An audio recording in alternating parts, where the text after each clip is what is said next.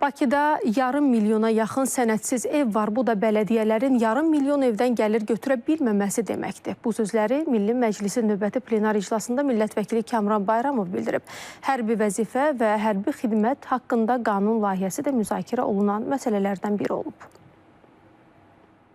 15 məsələnin müzakirə olunduğu Milli Məclisin plenar iclası bələdiyyələrin fəaliyyətinə inzibati nəzarəti həyata keçirən orqanın 2024-cü il üzrə məruzəsi ilə başladı. 2024-cü ildə inzibati nəzarət qaydasında baxılması üçün daxil olmuş 102.831, o cümlədən Naxçıvan Muxtar Respublikasının Ədliyyə Nazirliyində 2557 akt, hüquqi ekspertizadan keçirilmiş, nəticədə 99.838, yəni 97% aktın qanunvericiliyə uyğun olduğu müəyyən edilmişdir. Ümumilikdə həm aktlar, həm də müraciətlər üzrə inzibati nəzarət icraatı zamanı 2600-dən çox aktın dəyişdirilməsi və ya ləğv edilməsi bələdiyyələrə təklif edilmişdir. Müzakirələrdən sonra məruzə səsə qoyularaq təsdiqləndi. Millət vəkilləri çıxışlarında bələdiyyələrin maliyyə mənbələrinin genişləndirilməsini və strukturunun dəyişdirilməsini təklif etdilər. Onların büdcədən kənar gəlirləri ilə bağlı məqamlara yenidən baxılmalıdır. Maliyyə mənbələrinin məhdudluğu onların güclü institut kimi formalaşmasını və inkişafını xüsusi təşviq etmir deyə parlamentarilər qeyd etdilər. Birləşmədən sonra biz ölkəmizdə bələdiyyələrin sayının azalmasını müşahidə etmişik, amma iqtisadi baxımdan strukturu eyni olan ölkələrlə müqayisə etsək, Azərbaycanda yenə də bələdiyyələrin sayı çoxdur. Belə ki, Çexiyada 205, Bolqarıstanda 265, Rumuniyada 103, qardaş Türkiyədə 1389 bələdiyyə fəaliyyət göstərir və bu isə ona xəbər verir ki, Azərbaycanda 685 bələdiyyənin fəaliyyət göstərməsi hələ də bələdiyyələrin növbəti mərhələdə birləşməsi məsələsinin aktual olduğunu bir daha təsdiq edir.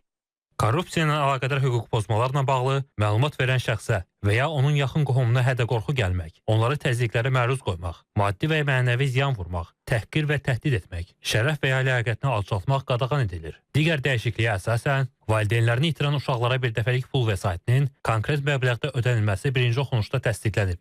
Hazırki qanunda birdəfəlik pul vəsaitinin ödənilməsi zamanı orta əmək haqqının hansı dövr üçün hesablanması qeyd edilməyib. Orta əmək haqqı isə aylar və illər üzrə dəyişdiyinə görə dəqiqləşdirməyə zərurət yaranıb.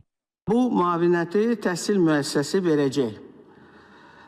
Lakin onun təyinatı və digər ehtiyaclarla bağlı istifadə olunması həmin uşağın öz məsuliyyətindədir. Burada məsələ necədir? İstənilən halda müavinət veriləndə mütləq sənədləşmə olacaq və uşaq belə bir müavinət almasını təsdiq edən mütləq sənədə imza atacaq. Sənədləşmə bir imkan verir ki, burada nəzarət də güclü olsun. İnzibati Xətalar Məcəlləsi və Hərbi Vəzifə və Hərbi Xidmət haqqında qanuna dəyişiklik layihəsi də əsas müzakirə mövzularından idi. Dəyişikliyə əsasən ilkin hərbi qeydiyyata alınmaqdan boyun qaçıranlar 100 manat məbləğində cərimə olunacaqlar. Hərbi qeydiyyat sənədlərinin qəsdən korlanması və ya itirilməsinə görə cərimə məbləği 50 manatdan 200 manata qaldırılır. Ehtiyatda olan hərbçilər isə yaşayış yerini dəyişərkən məlumat verməməyə görə 30 manat məbləğində cərimədən azad ediləcək. Bundan başqa mövcud qanunvericiliyə əsasən mülki odlu silah əldə etmək hüququ üçün qoyulan yaş həddi 18-dir. Dəyişikliklə bu yaş həddi 21-ə qaldırılır. Rüstəm Mikayılzadə, Anar Ağazadə, İTV Xəbər.